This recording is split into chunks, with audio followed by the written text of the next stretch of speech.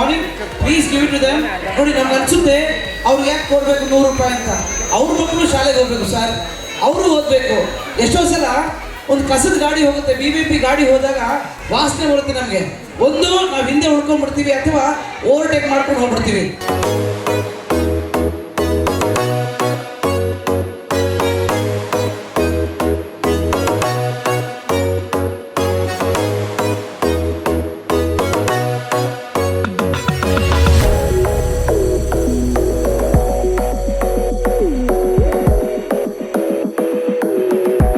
ನಮ್ಮ ಏಷ್ಯಾದಲ್ಲೇ highest number of lakes ಇರೋದು ನಮ್ಮ ಕೋಲಾರ ಜಿಲ್ಲೆಯಲ್ಲಿ, ಅಖಂಡ ಕೋಲಾರ ಅಂತ ಹೇಳ್ತೀವಿ. ಕೋಲಾರ, ಶಿಡ್ಲಘಟ್ಟ, ಚಿಕ್ಕಬಳ್ಳಾಪುರ, ಚಿಂತಾಮಣಿ ಈ ಏರಿಯಾದಲ್ಲಿ ಹೈಯೆಸ್ಟ್ ನಂಬರ್ ಆಫ್ ಲೇಕ್ಸ್ ಇರೋದು.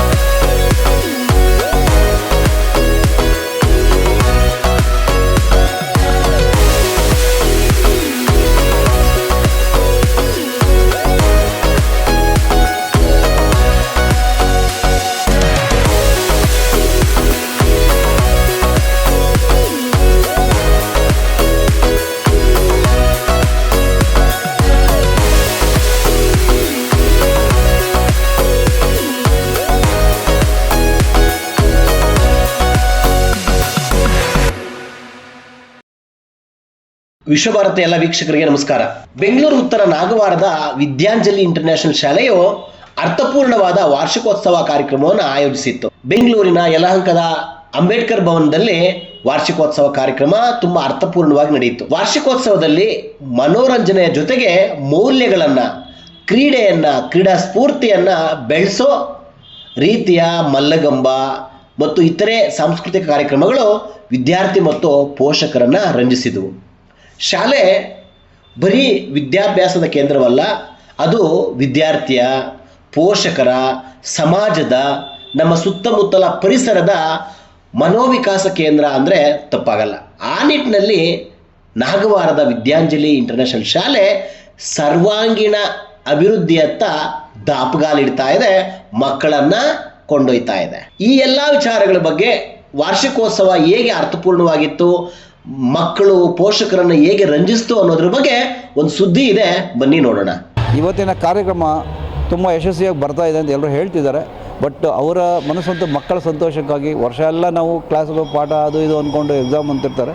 ಇದೊಂದು 15 ದಿವಸದಲ್ಲಿ ಮಕ್ಕಳನ್ನು ತರಬೇತಿ ಮಾಡಿ ಅವರನ್ನು ಒಂದು ಸಂಸ್ಥೆ ಈ ಅಂಬೇಡ್ಕರ್ ಭವನದಲ್ಲಿ ಅವರ ತಂದೆ ತಾಯಿಗಳು ಎಲ್ಲರೂ ಸಂತೋಷವನ್ನು ನೋಡೋದ್ರ ಉದ್ದೇಶಕ್ಕಾಗಿ ಈ ಕಾರ್ಯಕ್ರಮ ಹಮ್ಮಿಕೊಂಡಿದ್ದೀವಿ.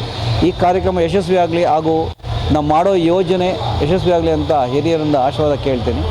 ಹಾಗೆ ನಮ್ಮ ಕೈಯಲ್ಲಾದಷ್ಟು ಸೇವೆ ಮಾಡೋಣ. ಇದೊಂದು ಒಳ್ಳೆಯ ಜ್ಞಾನ ಸಂಸ್ಥೆ. 10 ಜನಕ್ಕೆ ನಾವು ದುಡ್ಡು ಕೊಟ್ಟರೆ ಕಳೆದೋಗುತ್ತೆ, ಜ್ಞಾನ ಕೊಟ್ಟರೆ ಸಾಯೋ ತನಕನೂ ಜ್ಞಾಪಕ ಇರುತ್ತೆ.